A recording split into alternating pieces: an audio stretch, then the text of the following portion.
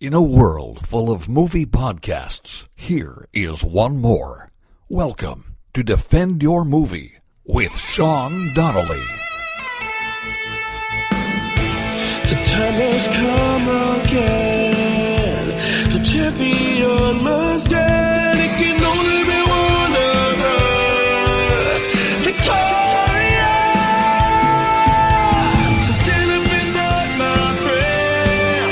There's a title you must defend. Shut it on, bring it to me. Defend your movie. Hello there, everybody, and welcome to another edition of Defend Your Movie. I am one of your hosts, Sean Donnelly. I am joined here by my co-host, Andy Fiore, everybody. Hey, everybody. What's up, Shawnee? How are you, dude? Good, man. In a great mood. You're- Smiley. You look fantastic, Andy. Thanks, man. Today is Throwback Thursday on Instagram, and we're very similar people in that we both posted like back in the day pictures of when we were like skinnier. And The sad thing's mine's a year and a half ago. And, like, the thing about me being fat is like people are like, oh, you wear your fat pretty well, but I'm still short and fat. You're a big guy, so Yeah. you wear your fat really well. Yeah. Like you're Thanks, not like you're not a fat guy. You're just a big guy. Right. I still have the little fat kid insecurity on me. So. Right, sure. But I do too, and I wasn't. Were you a fat little kid or not? Not really. See, there was I. I was a skinny kid. This is all by choice. This is all. It's all drinking and fucking. Yeah, it's drinking and eating like shit. It's like insane. Like mine was like it was like clockwork. I turned 18 and I was like, oh, you're your dad. Oh, really? Oh yeah. Oh, wow. Yeah. I just like you know what it was because I wasn't. It was definitely exercise because I'm not a big active guy. Yeah. So it was literally like, hey, your body was like, yeah, if you don't start now, you're Right. done. You're done for. And it was like, you could see, like, if you see a picture of me in freshman year of college, I'm getting a little bit fat. I get to, like, 198, 199, 201. Just clicking. And then I just have this weird thing where I'm like, and then getting rid of it is really, really hard. It's very hard. That's what I've been trying to do all week, and I feel great just by making the smallest dietary changes. Yeah, You know what I mean? that's where I'm at now. But whenever I come here, I always get crappy food. I know. But I'm eating better, like, less carbs and stuff like that. Yeah, stuff like that. Oh, well, it's great to see you, dude. And Yeah, you too, man. I'm appreciative of you doing the podcast, and we have a course. good episode today. We're back in the saddle with another Defend Your Decade episode. The Defend Your Decade. We had a lot of fun with these, so we're gonna do the next logical decade. We can only do. Well, actually, no. What we can do is, I guess we have. Well, we have one we can today. do like 5 now. We can do the 2000s, and we can almost do the teens. Yeah, that's true. So we have 3 more. Yeah. Well, including today. Right. So today, and then we can do 5 total, you mean? I thought you meant 5 more. I was like, there's no way. What are we going to do, like the 20s? I can't wait till we are in the 20s. Just so we can say the 20s. I meant the 1920s. Oh, no. Like, you're going to do like the jazz singer? Yeah, Metropolis. It's like CNN, how they have the decades now. And Yeah. they already have done like Yeah, the yeah. aughts, and then they're going to do the 2010s, and then like it's going to be 2020s, and it hasn't even happened yet. Yeah, right, Like, exactly. That's the pace they're at. Yeah, they just jump the gun. Like, it's almost done. Right. They just need filler for that frickin' channel. Yeah, so we did the 70s and the 80s, did the 80s. and it worked out really well. Today we'll do it the same way. Why don't you give me the nominees, and you have Okay. the winners there. I got correct, the winners. Right? So we're going to run down the best movies from the 1990s. We'll defend some of the picks. We'll defend the choices. See if we agree on them. Yeah. On what the nominating committee decided. And also, I think we talked about this before. You'll get a chance to see from doing these. Actually, it kind of made me realize how much the film business changes in what gets nominated. Like the Oscars changed a lot in film. Oh, yeah. And I think that's an issue they're running into right now, even more so. It's almost like there's 2 film industries. The ones that are made for like there's cinema and then there's the movies. Totally. You know what I mean? And I Yeah. think that's always been the case, but they used to meld a little bit more. And maybe because the intelligence of people is going down and we're all on our phones all the time and we're getting dumber. I think we're there. They just named most popular movie as the new category in the Oscars. They did, right? That's a molding. That's a melding of it to me. Is that definitely happened? I think so, right, I Alex? think they did. I'm I think almost they did. positive that was like most yeah. that's going to be an Oscar. Most popular. Because it's like, oh, well, just be, the box office blockbusters are not usually the artsy or even most nominated movies, but they make the most money. Right.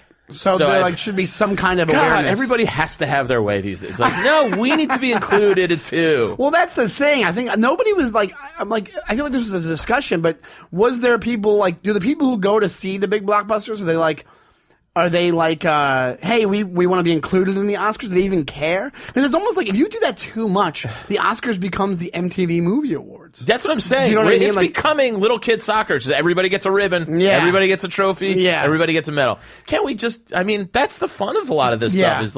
Is competition. It's competition and winning. and also there is an artistry to filmmaking. Like if you I went to school for film I went for a year at Hunter. I'm not Right. I'm not an expert by any means, but I watch a lot of movies. I know the basics, and Same here. there is a lot of there's a lot of things that are nodded to in film. And if you're not doing that, and you're you're not going to get that. I appreciate blockbusters for different reasons, and I've talked about it on the podcast. Like, you appreciate Fast and the Furious for the amount of effort that went into it, but I'm not sitting there going, "Oh my god, I saw this film, Fast and the Furious 8." It entertained like, that's not me. happening. Well, yeah, it entertained me, but you're not sitting And that's there. the only level I'm getting anything from it. It's almost like it's like a bigger is better thought process where it's like I appreciate the fact, like, some people will be like, "Oh, Fast and the Furious is so corny, it's so corny." I'm like, it is so corny, but do you know how hard it is to make a good movie with that amount of production involved in it? Yeah, that is, first off, that's insane. Just the stunt department alone. Like, that's when you watch the end credits of those movies, and the stunt department is literally like 3 pages long. That's a whole movie in itself. Yeah. Like there's indie movies that just have that amount of people working on just the whole movie. Right. So I appreciate it for that, because there is an art, like that guy, I think, what's his name? Justin Lin directed a bunch of them, and they have all these different guys who are kind of like known. It's almost like this genre of like action guys that direct action movies. Yeah, sure. I think Brett Ratner was known for Of course, it. I think Michael at Bay. first. Michael Bay. But Michael Bay also, he kind of is a bit of a crossover. People are like, oh, you're supposed to, some people like appreciate Michael Bay movies as cinema. Like, if you're kind of dopey, you think that's like, and he tries to make it very, it's weird. It's almost like he's making propaganda films, Michael Bay. Like, he kind of does that in a way. Everything's very dramatic. Everything's very like pro American, over the top pro American sometimes. Like, he did Armageddon, right? Wasn't he Armageddon? I think so. Michael Bay. Yeah, that's like, and it's great. Don't get me wrong, but it's I not actually like, don't mind Armageddon. what? I think it's great, but that also was earlier Michael Bay, and ever since then, I don't even know what he does now. Oh, he did. Didn't he do the one about Benghazi? Like, he gets very political. 13 hours. 13 hours. Yeah, or which something. was not bad, actually. I didn't even see it. It was but pretty good. But that movie was kind of doomed from the start. I actually feel bad for that movie, because right away people are like, oh, it's political, it's done. And I'm like, well, maybe it isn't. I don't know. I didn't see it. Was it like? Do you think it was? You don't know. It's a movie. It wasn't overtly political. It was more of a recreation of the events of what happened in the Benghazi situation. It became more of a political story after the events took place. So the movie's not about the aftermath. It's about the actual event. And you can do whatever you want with it, even if you're like, oh, it's based on Benghazi, because every movie that says based on a true story, they mangle the facts of that. Like, it's insane. Like, we talked about stuff before. I think we even brought up Rudy. Wasn't there like a whole controversy with Rudy? And Rudy's such a good movie that like he didn't like a couple of things he didn't do. Right? Like, they never came and put the jerseys on the desk. Right. And like every movie that you think is like a true story, dramatic, some creative license. Yeah, creative license. Anyway, so what I'm saying is the problem. I'm getting too much on a tangent, but like the problem they're running into now is like, the artistry of film is being. It's like a lot of like foreign movies or indie movies are the ones like 3 Billboards Outside Ebbing, Missouri. It's like which I love. These offbeat like films that people aren't going in droves to see. Like, they're not. It's not. But if you remember when we did Defend the 70s, like. Art House was the blockbusters. Art House, Taxi Driver, Raging Bull. That's 80, but I mean, like, up and now things have kind of separated. But for a while, like, the masses were appreciating like well-made films. Yeah, like, when I film agree. Was, I do think that we've set the bar a lot lower than it was prior to. Even. And I think I would go so far as to say like maybe early 2000s. Is when I think you started to see when it switched. Yeah, late 90s. Lowering of standards of what people appreciated, or because you also have. Then again, indie picks did become a thing for a while, where it was like that's the now supported. That's true. You know what? And that might have been the cutoff as well. Like, if you look at, maybe when it started the baby stages. I think the Wes Anderson and the Paul Thomas Andersons of the world became those almost mainstream indie, if that's a thing. Totally. You know? Well, I think also, And that would be. Well, even if you look at like the there was other categories that were kind of formed over a while. Like you look at early Miramax, it was like these were like big budget movies that were considered indie because of the subject matter and because of they were being made because they were doing such big blockbusters. They weren't being made for a quarter of the price. So like that's why they're indies. Yeah. But in actuality, they had Miramax who had. Let's be honest, they had a lot of money behind them, I think, from fairly early on. You know, and then I think it was also an image thing. I think they were trying to be like, hey, we're the underdog. We're coming in here with these like amazing acted movies and these amazing scripts. And we have Tarantino, we have Gwyneth Paltrow, we have Shakespeare in Love, we have all this stuff. So then and that made them a juggernaut, and then that fell apart. And it all worked out well. Yeah. And nobody said anything about it ever. And then everybody lived happily. We just wrapped it up like that.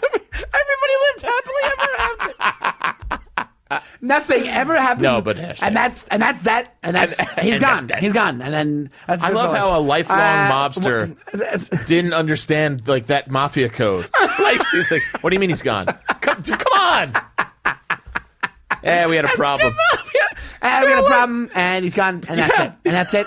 And he goes, what do you mean? What do you mean? What do you mean? And he's like, you don't know? Come on. You can't get the gist of it? Jimmy Conway, you've been in the mob for like 20 years at this point. Oh, he really took it out on that phone booth. He really did. That's one of the greatest scenes ever. Yeah. He goes, they whacked him. They whacked him. It leads right into 1990, actually. But perfect. There we go. We can save it toward the end because I did watch a few flicks this past week, but we can jump right in. Let's talk about your flicks you watched, and then all right, yeah, and then we'll go into 1990. The 90s. I watched. These aren't great ones, but in holding with the theme of what did I watch this past week, a lot of times it's just me sitting at home watching a movie that's on. So I watched Downsizing, which is the Matt Damon movie about literally making human beings smaller, like 1/8 the size, and then living in this different world. It's for the good of the environment and humanity. Little known fact, my mom, I told you already, right? Little known fact. That movie, little guy fact.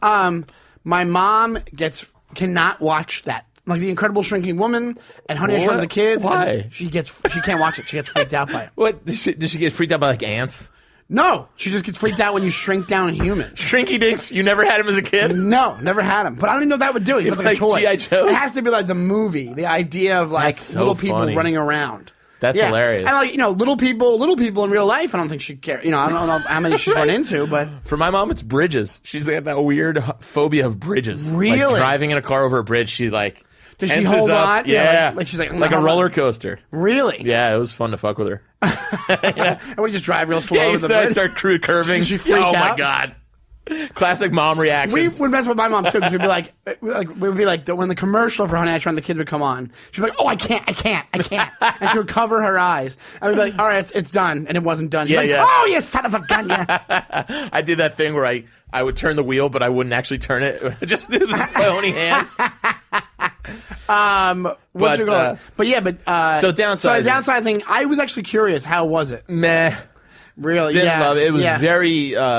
If they had picked up the pace and cut out about 20 minutes, it could have been better because the idea was interesting. And Matt Damon he's a good actor. He's a great actor, Matt Damon. And what's her name? Kristen Wiig was in it, and she was very funny. She does what she does well. And but it was just moved slowly, and then it kind of.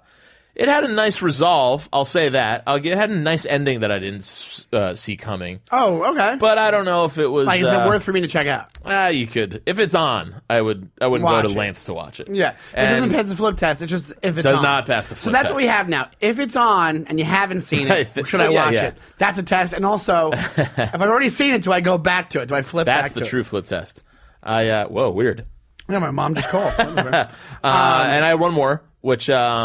I don't know why But the one thing about Downsizing I want to say is those types of movies, I don't know if you ever, like, I feel like just from, I guess, living a life for a while, you get the idea, like, whenever I wonder how a movie is, two things can happen. One, if you don't hear much about a movie, sometimes that's why when movies are actually good and they're not heard about, yeah. it's something in the promotion, it's something. But then when you don't hear about, when there's like enough promotion and then nobody really has an opinion, it's usually because it's not good. Yeah, every now and then you get surprised, but yeah, and that's why I kind of watch. If it's interesting enough, I'll stick through it. But like the idea of it was really cool, and then like you know there's going to be. It's an enticing idea because it's like the amount of money you have is equal to like millions of dollars in a small world. You're like, would I do it? It's like a fantasy thing. What's the stand-up like? Yeah. And also, let's talk about this. How is that? How does that translate? That your money becomes worth millions of dollars? They establish like a brand new economy using American money. But it doesn't. You're right. It doesn't really make sense because you're not downsizing money. You know what it is? You know what I mean? You know what they could do? I think it would be better if they just physically took your cash and turned it into smaller cash. Okay, and what was the other movie that you saw? The second movie I saw, which was early 2000s release, and I just never saw it, was Bandits. Do you remember Bandits? Was it Time Bandits or Bandits? No, just Bandits. It's with Bruce Willis, Billy Bob Thornton, and Cate Blanchett. Yes, Bandits. Yes, okay. I think I did see it, or I saw part of it.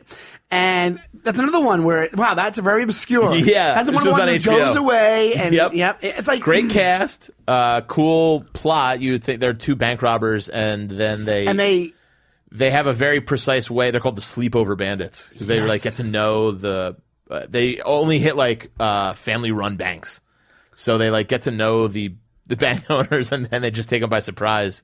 And so they end up in a bank in Oregon, and Billy Bob Thornton. They usually meet. They split and they run off for 2 weeks, and then they meet up. And Billy Bob Thornton just runs into Cate Blanchett. She runs him over or whatever, and she is like a bad marriage. And she is looking for thrills in her life. So she just becomes like a part of the trio, but they end up both falling in love with her, and it's a whole thing. They end up like kind of both end up with her. It's a weird movie. It wasn't fantastic. It wasn't bad. Doesn't pass the flip test for me. No, of course not. It's one of those movies that I feel like there's a lot of movies. This is from, that's 90s as well, right? No, maybe not. I think 2000s. It was early 2000s. That's one of those movies that I think these studios, they have the intention like, this is going to be a big hit. Yeah. Because we said Bruce Willis, Billy Bob, and Cate Blanchett. So back then it's like, this is going to be huge. Cate Blanchett? Yeah. She's smoking hot. But like, I think, because that also, like, when you, like, my brother-in-law works in the business. I think from being in show business, we know, when you start to learn more about it, you realize, like, when they say show business, it's a business. It's a work thing. And when they have a science down with a lot of these movies. So after the movies are done, I think they have like almost like a method or a scientific method of like, this is how much it's going to make, this is what's going to happen. Yep. Or they have these projections, like we're projecting it's going to make X amount because they know, because they've been through all these movies have been made a million times over. You know what I mean? Sure. So that's why it's almost like a LeBron. Like, so if you have a movie that rises above all the other movies, it's like the LeBron of movie making. Right. And that's why it wins all these awards. And that's, and over time, because they became these factories, I think it was almost like you in the 70s, you had mom and pop shops. Even though they still had studios, the way they would run, very mom and pop, it was a very family oriented thing. It's like it's a Walmart situation. You just took the literal words out of my mouth. That's what I was going to say, Walmart. Yeah. So like they're just churning out these movies, and there's like, I think it could serve them better to have a more personal connection, because the ones that win these awards have a personal connection with these movies. Pop. Right, mom, pop. There's your Seinfeld for the day. Mom, pop. You ever looked at these? You ever checked out these wires? You got to get that sidewalk checked out. 43 years, Ma. Mom and Pop aren't even a mom and pop. She goes, so let me get this straight. Mom and Pop's plan was to move into the neighborhood, open up shop, establish trust for 43 years, and then run off with Jerry sneakers. Apparently. I love Jerry. Jerry does that look. He goes, yeah. Mom and Pop are in Parsippany, New Jersey. Let's go. And that's a great tie into what we do here, because that's a beautiful Midnight Cowboy reference at the end when they're on the bus. Oh yeah, totally. They have so many movie references in Seinfeld. Wow, the whole time Jared George is singing it. Let's go into Defend Your Decade. 1990s. I purposely am cold on these, and we just printed out before we got here, so these are our fresh takes on the movies. Yes. And which ones we would defend. Let's start with 1990. Let's start with 1990, the greatest atrocity, I think, in it's a big one. Picture history. It's a big one. It like kind of defines a generation. Like it really kind of. I I think almost like somebody like me has a chip on his shoulder that this didn't happen. Totally. I don't like Kevin Costner, I think, because of this. Yeah, right, exactly. And time kind of prevailed, like movie wise. So why don't we know what's going to happen? Why don't we give the nominations? I didn't realize. So the nominations to the other ones were Awakenings, which is which is a really good movie. Really good movie. Another good movie, Ghost. Good movie. Doesn't really. It's a little dated, but it still holds up. It still holds up. That. Yeah. Part 3, The Godfather. Which let's face it, that was a gimme. That shouldn't have been nominated. Like that, even back then, everybody knew that was. I remember that came out on Christmas Day. I went with my dad to go see it. No, that's not where I have that whole fight story from the movie theater with my dad that I told you about. Oh yeah. That didn't happen there, but that was same movie theater, but different day. But Godfather 3 came out on Christmas Day. We went on Christmas Day, and I think I Love watched a Christmas Day movie, by the way. As a kid, my first take on Godfather 3 was like, yeah, this is boring. Like, right. It's a little boring. Like Godfather, I remember watching with my dad on video because he got the double tape video cassette, and I remember being like, oh, this is cool. Even though it was epic and it was long and I had to have an attention span, like, you know what I'm saying? Like, as a kid, you're watching it, but I was still like, it was cool. And there was boobs in it, so you get very excited about that. Apollonia's boobs, which we talked about. Oh my God. 1970s boobs in Apollonia. So, Apollonia or K? Apollonia. Yeah, come on. just checking. Let's not go crazy. What you call it? So, but Godfather 3... I don't think anybody was ever like, oh, man, remember that scene from Godfather 3? Right. Like, it's not a terrible movie. It's a little dated in the, like, Kay's hair is terribly 90s in it. It's just like... Well, is it supposed to be 90s or 80s in it? Or I think... I don't...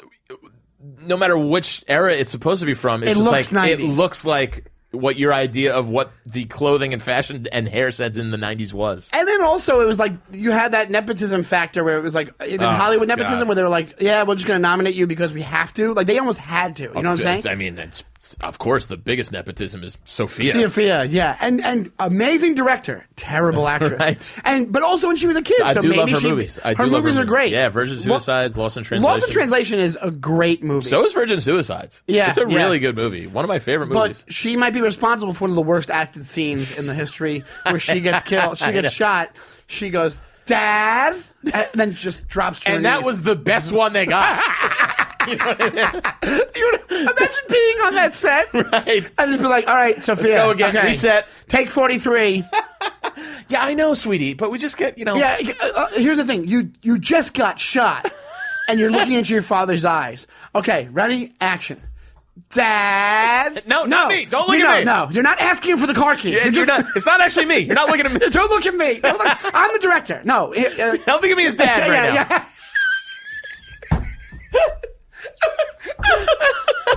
She's just talking to him the whole time. She's like, but you're my Dad. Jesus Christ. It's acting. I don't want to do this. This is boring. And then finally, we're supposed to try it one more time. And then she does it again. She's like, Francis? And she's like, that's my first name. Jesus Christ. So yeah, that's one that alone kind of makes that movie a goof and should have been nominated. Yeah. Like that's a very bad scene. And don't get me wrong, that's 25 years ago. The woman's an amazing director. I'm sure she'd even be a better actress now if she really tried. I'll tell you this though. But just that was one of those film flubs that should have been left out. This is the worst one on this list. I actually think the Best Picture is the worst one on this list. You do? Yeah. Oh, you don't think? Well, no. What's the rest of them? Well, Goodfellas. Goodfellas, and the winner, Dances with Wolves. You think the worst? Oh, so you don't think Goodfellas is the best one? Ooh, I think Goodfellas is the best one. I'm saying the one that won Best Dances with Wolves is the worst one on that list. I don't know. Godfather 3 is pretty bad, dude.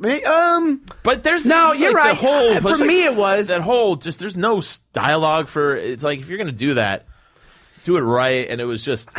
It couldn't have been like... Brutal watch if you go back and... I saw it, and I saw it a long time ago. I remember watching it and just being so uninterested in that movie. And then when it won, I was like, are you kidding me? And that's the difference for me. I could probably still have Godfather 3 be on and be like, well, it's the Corleones. And like still probably watch it for 5 or 10 minutes, whereas if I saw Dances with Wolves, I'd go right fucking by it. Yeah, you know what I mean? You're still in that world. So I mean, we don't have to spend much time on 1990 because we all know Goodfellas is the best picture on that. And maybe of the decade. It's like Goodfellas is in my top 5. Like, yeah, like, of course. And it's now. Here's the thing: the only thing that Goodfellas has suffered from wasn't from anything when it came out. Like, it's just that what it suffers from now is overexposure. Yeah. Do you know what I mean? So it wins hands down. Like, like my mom knows the lines just because I've watched it so much and she's been around. Exactly. And you give me any category, of film, you give me anything, I will defend Goodfellas as I would say a perfectly made movie, but such an interesting, it's like almost the writing, the shot, like it's quintessential Martin Scorsese. The soundtrack. Do you get a movie better than that with Martin Scorsese? Probably not. Yeah. I don't think he ever really. It's almost like Tarantino and Pulp Fiction. My dad said it back in the day. He was like, he'll never top Pulp Fiction. Yeah. And the only thing he did do, Tarantino, as a side note here, is Inglourious Basterds. He showed more range. Like, he showed he could get out of his box. Inglourious Basterds is a better film than Pulp Fiction. It's a better film. Like, if you want to do, like, as far as, like, beautifully shot, like that, the opening scene of Inglourious Basterds is so amazing. The emotion involved, the cinematography, the editing. Cinematographer, I'd be interested to know. I don't know. Alex, can you maybe look it up? Cinematographer on Pulp Fiction and cinematographer on Inglourious Basterds. So, because some guys, like, Scorsese has stuck with the same people forever. Yeah, he had Barbara DeFina. I know I sandlotted that.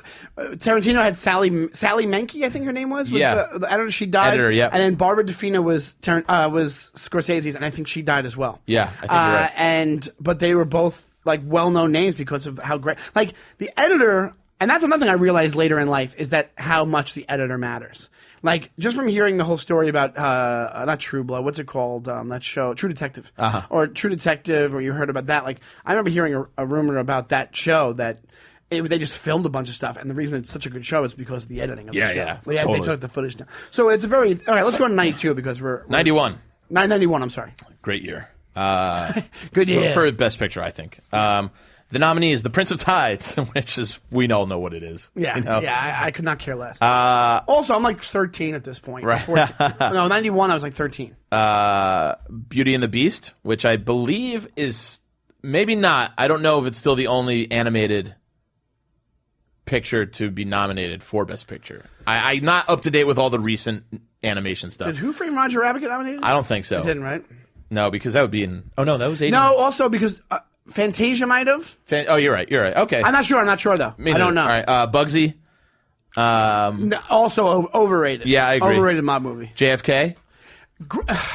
I loved it. Well, JFK was the reason that I got into the JFK assassination as a kid. Yeah. I was obsessed with the JFK assassination. I love JFK I read too. a bunch of books on the matter, but then when you start doing a little bit of research, what you realize is Oliver Stone is a fucking hack. Yeah, and that's the thing. And he actually did it more of a disservice than he did a service. Right. Because he had so much false information in JFK, he threw out the whole argument there's any kind of conspiracy. Yeah. When in actuality, there was elements of one, if you really want to get it. That's a whole funny podcast, how, as I've grown older, I've realized how much I dislike Oliver Stone movies.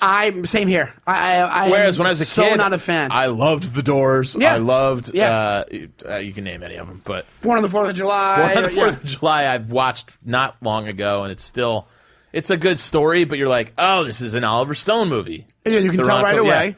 Yeah. That's another thing. It's like, because of the JFK thing, it soured me on him. Like I watched stuff after it, but like some of his stuff after it, but like I think he's a guy who he filled up with his own hubris. He's not like he's probably not willing to be criticized. Yeah, I can't hear you. Mic's off. Pulp Fiction and Reservoir Dogs. Yeah, different cinematographer. Really? But what about Inglourious Basterds? Inglourious Basterds and Pulp Fiction. I thought so. Reservoir Dogs and Pulp very... Fiction have the same guy. Yeah, that makes sense. Switched over to a different guy. They're shot almost exactly alike.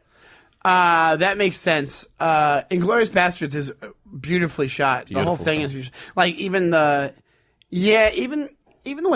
choices that he made, like he changed. Do you know what I mean? As far as like the angles and the everything. Yeah, he grew. It's almost that movie I rewatch and I think it's a masterpiece. It's a masterpiece. It really might be up there. The bar yeah. scene's unbelievable. Apparently, I remember reading so much stuff leading up to Inglourious Basterds, and he wanted to make it like a spaghetti western. And I don't think the whole thing's not like a spaghetti western, but I think that's why you still have the ending. Yeah. I think it was the part that he retained spaghetti westernish because obviously Hitler didn't die like that. Right, exactly. But also the bar scene spaghetti western. That's like, and that's very well done spaghetti western. Yeah. It's like, it's such a great.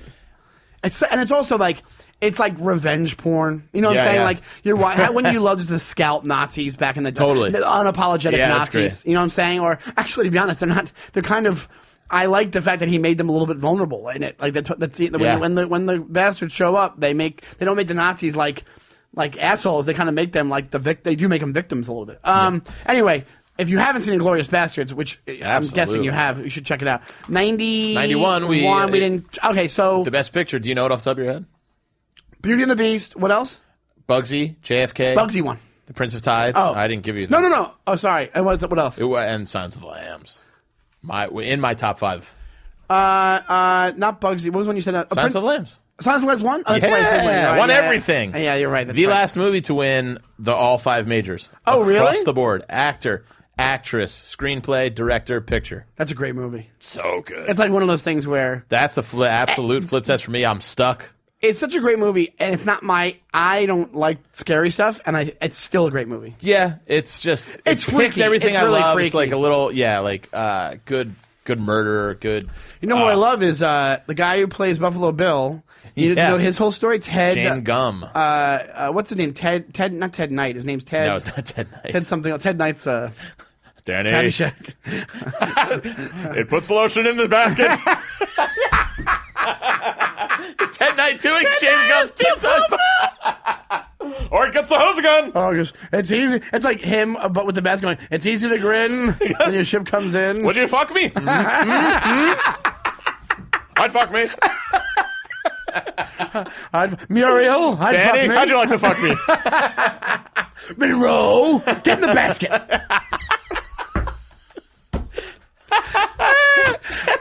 Yeah, it's a fucked up movie. It's like also when it came, I remember the age I came out, I was young. So when you watch a movie like that when you're young, you're like, Jesus Christ. Right. Like when you're watching it like sleepovers or something weird, you know? What about 92? 92, good year. Not my favorite of the decade. Scent of a Woman, Howard's End, A Few Good Men, The Crying Game, and Unforgiven. Oh, one of these two. All right, so. The Crying. Speaking of Jane Gum. Is it Scent of a Woman won, didn't it? Unforgiven won. Damn. Oh, I didn't hear Unforgiven. Unforgiven, that should have won. That was the best movie out of all of them. They got that right. And I think 91 got it right, too.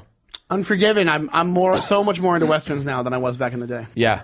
A Few Good Men is good, but Unforgiven is the right winner. A Few Good Men, a little bit overrated. I think the reason why it did so well in the history of movies is because of the cast, and they had a couple of iconic scenes. Yeah.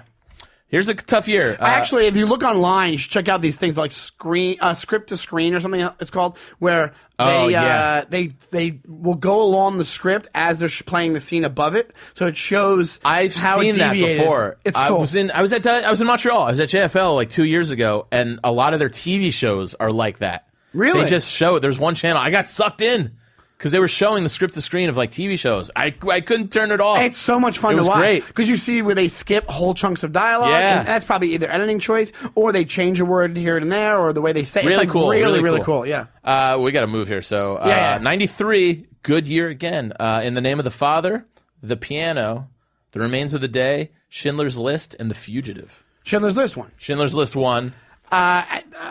Fugitive's fantastic. Fugitive is is in maybe my top 10. I don't know if it creeps in, but like Fugitive is a movie I really love. Yeah, I guess, but I think Fugitive is one of those things that it was never going to win Best Picture. No, not against it's Schindler's basically List. just an action movie. Schindler's List is great though too. It's like you can't lose when you're talking about when you're and also the way he did it, and it was so heavy. Here's my only difference. Another Seinfeld reference. You made out during Schindler's List.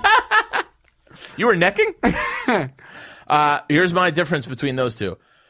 I love Schindler's List. It's great, and I love The Fugitive. But The Fugitive passes the flip test for me, whereas the Schindler's List, it's just such a commitment. You're going to go, I'm not absolutely. No. Yeah. Whereas Fugitive's on, you're like, oh, fuck. Yeah. If Schindler's List passes the flip test for you, you need to go to a doctor. I'm sorry, but you need to go see somebody because... Honey, sorry, I got to cancel nice. Schindler's List just came on. You can't watch it and not be like, Jesus Christ. Yeah. Like, the one girl, the colored in coat, and they show her in the wheelbarrow. It's like... if you're going back to that, I watch it when you're really you have to really be prepared to take the emotional brunt of Schindler's List. I'm not the biggest Family Guy, but oh my God, Peter was he was like sitting on his porch, and he had a gun, and he puts the gun behind his shoulders. Oh, that's right, I remember that And scene. He picks up the cigarette with his mouth off the ledge. I was like, Jesus Christ, Family Guy. So fucked up. There's always one. He's just picking off Jews, and it's just like, and then a cartoon. I was like, There's great. always one scene in Family Guy that you're like, gee, like I never even laugh. Like there's a couple of them that I'm just like, I'm not even gonna laugh. I'm just shocked that they did. Yeah. And that's what I think is they're just trying to get to one episode. Of, like, There's one thing that's like that's so fucked up. All right, let's go. Let's breeze through these. Love the future. Now 94, very strong year and a very controversial year. Yeah. 4 Weddings and a Funeral. Yeah. Quiz Show, The Shawshank Redemption, Pulp Fiction, and Forrest Gump. Quiz we Show all know won, what correct? won. No. Maybe we all don't know who won. Sorry, I Forrest misread Gump that. won. Forrest Gump won. Pulp Fiction was on there. Another one. Once again, I was already in my I want to be a director mode at this stage. So I was snuck devastated. in. I saw it twice. I snuck in. Pulp Fiction? Yeah. I think I talked about it before in the podcast. I went with my dad to go see it. We used to go to movies all the time. And I remember reading about the GIMP scene. Did I tell you this?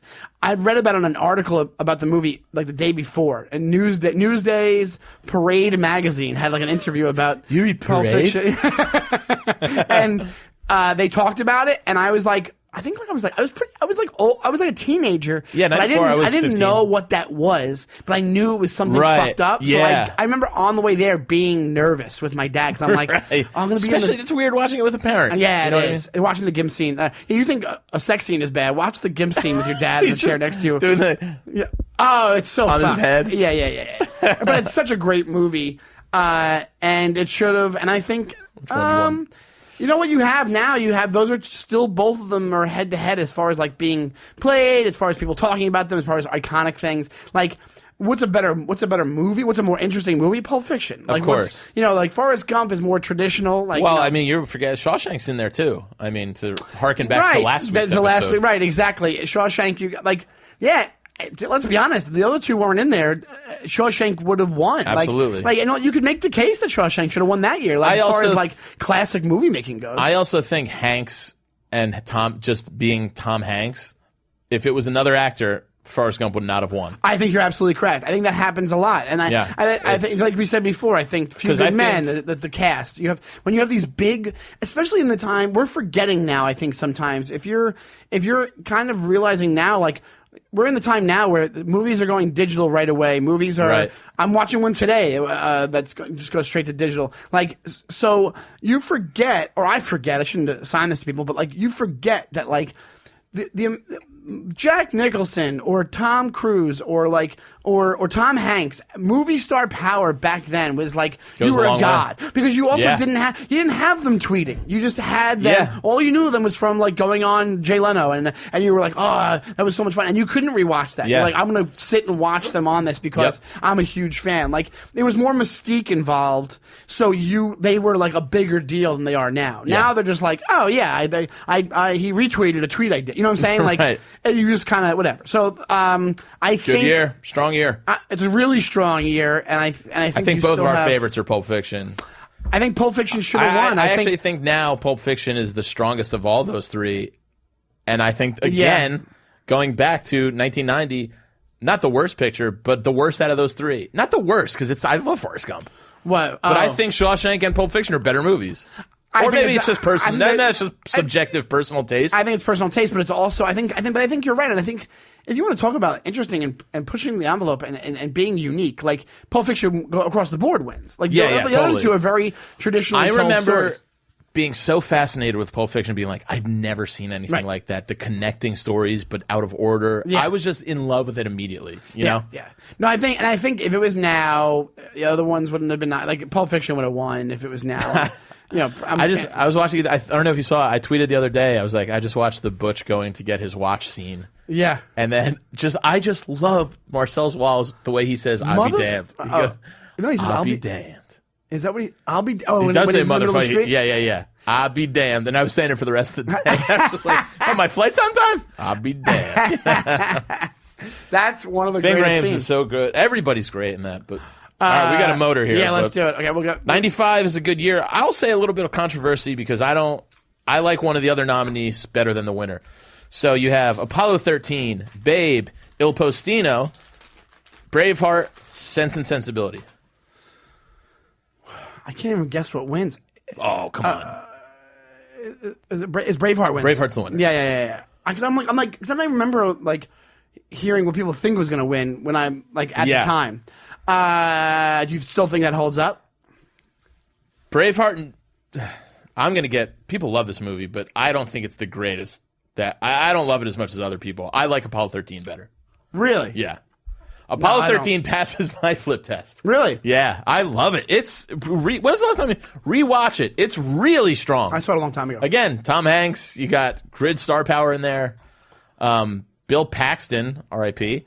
And Kevin Bacon. Great cast, but you have good real life kind of story, averting tragedy story, which is always. Whenever there's big warrior movies with a big name in it, people love it. Gladiator. Yeah. Braveheart. Braveheart don't win today. I'll tell you that. Il Postino too. We got to watch as a field trip because I took Italian in high school. We got to go. And it was really?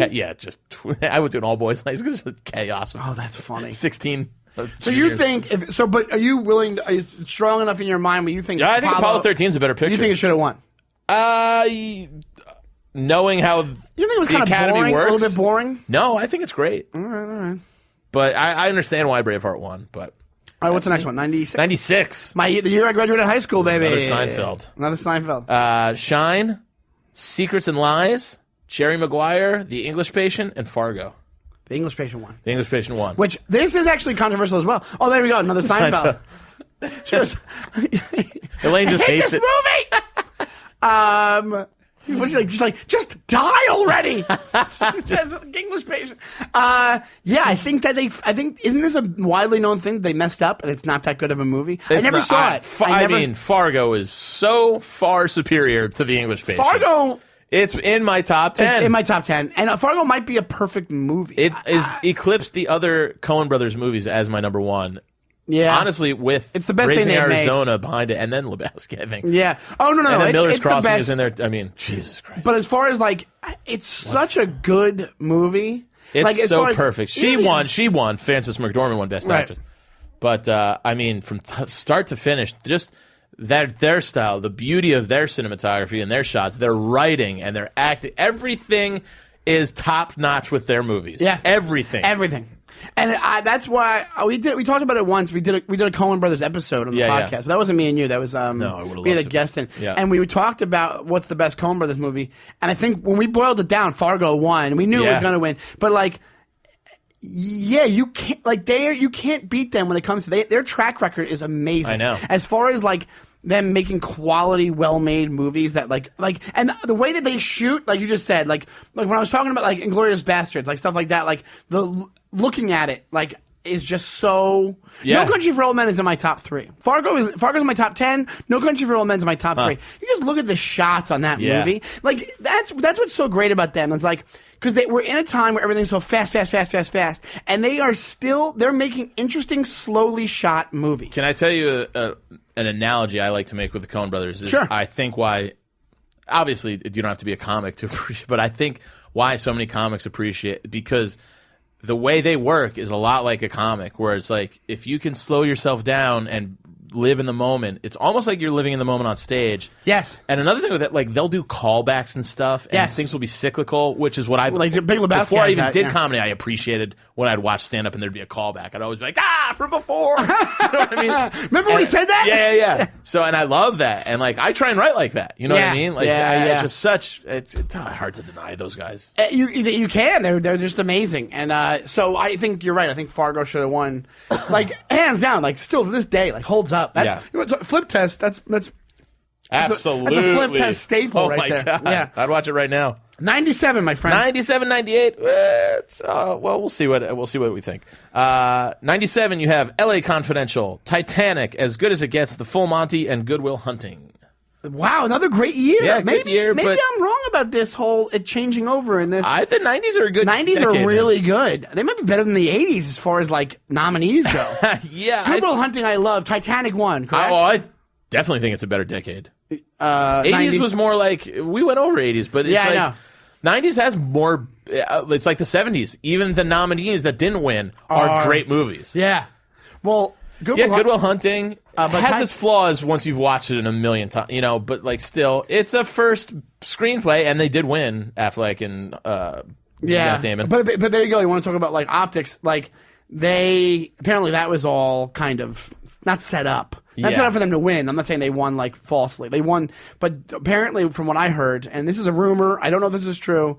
I heard the original script they had was like a spy thriller, like the same basic thing. Yeah, I've heard there's and then been and then Rob Reiner, and then Rob Reiner signed on, and then they made it into. Not like he just kept going no, and just like I think they rewrote it like 15 times. Yeah, I've also heard that. Yeah. So, but whatever, they came out with that. Like, he just brought it out of them. He just kind of, he kind of mentored them, So, yeah, obviously, Titanic won. The blockbuster did win that year. The blockbuster won that year. It doesn't hold up. No, it's not as good a movie as a lot of other movies on that list. LA Confidential should have won more than the Titanic. I agree. Absolutely. And As Good as It Gets, which is all right. As good as it gets, it's 290s. I liked it it's more 290s. than I do now. Yeah, Definitely. and also there you go. Once anything at that point in the 90s, Jack Nicholson was ramping down, so anything involved with him was heralded as a triumph. So, but when it comes to it, LA Confidential is a better movie than Titanic. Yes. And I'm not just saying that. I took a long time to watch it, and I watched it, and I know why people liked it, but no way Best Picture. The reason why is because of.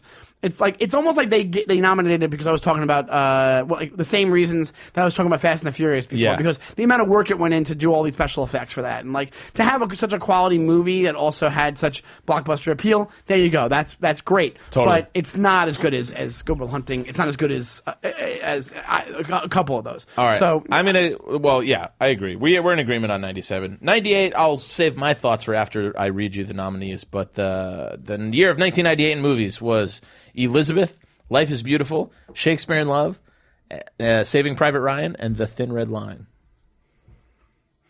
I'll say the worst year in this list. Yeah. Personally. Yes. Out absolutely. of the decade. Well, the most boring one. Really boring. But I'll tell you, Shakespeare in Love I saw once. Never felt the need to go back and watch it again. Life is Beautiful. Saw it once. That one, Life is Beautiful. No. Shakespeare in Love one. No, which one? Shakespeare in Love won Best Shakespeare in Picture. Love. Life is Beautiful. The guy Roberto Benigni won for that. And he danced all over the stage. He's more famous for the speech than the fucking movie. Which Ray Romano hosted Saturday Night Live and did a hilarious interpretation. It was so funny. Saving Private Ryan is my favorite out of that group. That's what should have won. Let's be honest. Won. And I'm one of the shocked best that it didn't. Scenes ever. But also, Thin Red Line's not bad either. Thin Red Line's a great movie. Yeah. And I don't remember as much as I want to right now. Same here. But it's Malick, Terrence Malick, isn't it? Yeah. And then people don't talk about Terrence Malick enough. He did Badlands. He did that. He did Brazil. He did. He didn't do 12 Monkeys. No, that's Fincher. I think. No, that's not Fincher. That's somebody else. I think.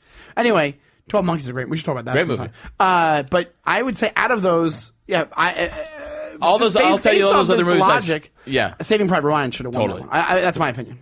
And the final year of the 90s, 1999. Good year. The Insider, The Green Mile, The Cider House Rules, American Beauty, and The Sixth Sense.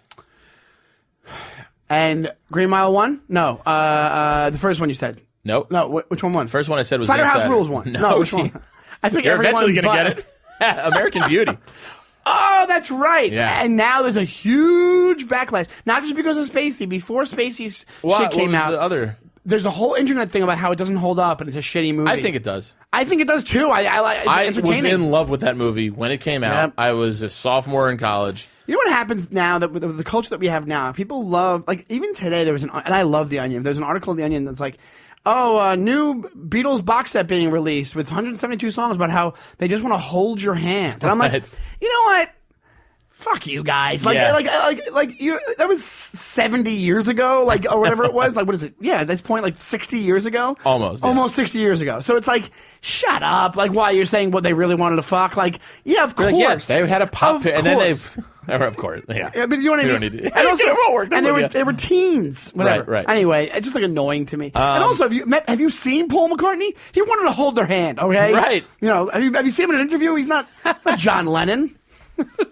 These are 5 good movies, though. I'd say The Green Mile is probably my last on the list, and then I would go Cider House Rules. I'm going last to first. I Green Mile I think was up there for me. Oh, really? On that one, yeah. Green Mile I liked a lot. Yeah, well, Frank Darabont, Shawshank Connection, another prison. Really going for that prison. Yeah, I don't know. I thought it was a little corny, but I like the Cider House Rules. I'm a huge John Irving fan as his books are concerned. So I tend to like seeing what the movies become from his books. He's such a great writer. But do you think it should have won? And they usually don't hold up. You think it should have won? No, I don't. Oh, okay, I'm saying, like, on this list, I'm going, The Green Mile is probably worse for me on this list, then The Cider House Rules, then The Insider, then Sixth Sense, then American Beauty for me. I would say... I think they got it right with American Beauty. It's a movie I still love. That ending still makes me weep, when he's dying and he's, he repeats, he goes, for Janie. For Janie. Does he really? He repeats for Janie, and it's fucking brutal. That's sad. Yeah, it's really sad. Yeah, the thing it's such a great script. Yeah, really good. Alan Ball. What? Who wrote Dead... and 6 Feet Under. Yeah, 6 Feet Under. Yeah, that's pretty great. All right, there we go. Okay. Oh, sorry. Oh, sorry, go ahead. No, I thought we were going to talk about The Sixth Sense and The Insider, but that's okay. Oh, go for it. Let's talk about The Sixth Sense. The Sixth Sense is is still a good movie, which almost passes the flip test for me, but doesn't because you know what's going to happen, and I'll tell you why Sixth Sense is good. It got ruined for me. The ending got blown. And I still watch it and thought it was a good movie. Really? That's a good sign. Insider does not pass the flip test for me. No, it doesn't pass the flip test, but it's a good underrated movie. It's a good underrated movie, yeah. It's a quality. It's a solid. Crazy story about it. I'll tell you off air. Okay. I think it's a solid movie. Solid year. Solid way to round out the decade. That is the 1990s. Goodfellas, best picture of the decade, I think. Maybe fantastic. Andy, what would you like to promote, my friend? What day is it? Good Lord. I don't know. Just go to This is Friday, technically. Yeah, technically. Yeah. Tonight, if you're in Rhode Island, I'm opening for Tom Papa at the Odeum Theater in East Greenwich, Rhode Island.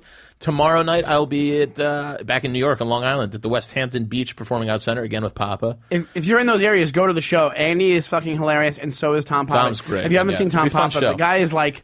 all time. The guy is unbelievable. Like, he's a comic that comics watch, and they're in awe of because of how great he is. I will be actually at the Big Hunt this whole weekend, Friday, Saturday in Washington D.C. So if you're in D.C. and you're a fan of the show or a fan of comedy in general, come to the Big Hunt. It's underground comedy at the Big Hunt. They have a club at the bottom of this bar. It's a great setup. It's going to be a blast. Also, what do you on Twitter there, bud? At Andy Fiori, AndyFiori. It's all across social media. Just hit up Andy Fiori and you'll find my website, my Twitter, Instagram. And I am at Shawnee Time on Instagram and Twitter. That's SeanyTime.